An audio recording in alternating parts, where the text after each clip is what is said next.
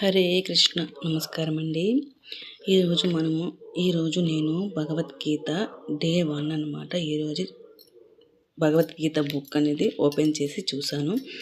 ఈరోజు 2 పేజీలు చదివాను. ఈ 2 పేజీల ఫస్ట్ 2 పేజీల్లో ఏముందంటే, ఇందులోనే 18 అధ్యాయాలు ఉంటాయన్నమాట. 18 అధ్యాయాలు ప్రథమ అధ్యాయము, ద్వితీయ అధ్యాయం అని రాసి, అంటే ఒక్కొక్క అధ్యాయంలో ఏది మ్యాటర్ ఉంటుందో అనేది మనకు చిన్న హింట్ లాగా చిన్న వర్డ్స్ తోటి చిన్న పారాగ్రాఫ్ లాగా ముందు మనకి ఎన్నో పేజీ వరకు ఎన్నో పేజీ నుంచి అన్ని కొద్దిగా క్లియర్ కట్గా మనకి ఒక 2 పేజెస్లో ఇచ్చారనమాట. అంటే ప్రథమ అధ్యాయంలో ఏముంటుంది, ద్వితీయ అధ్యాయంలో ఏముంటుంది అని దాని అంటే మనకి కొద్దిగా అర్థమయ్యేటట్టుగా 2 పేజీలు మనకి దానికోసం కేటాయించి ఇచ్చున్నారు.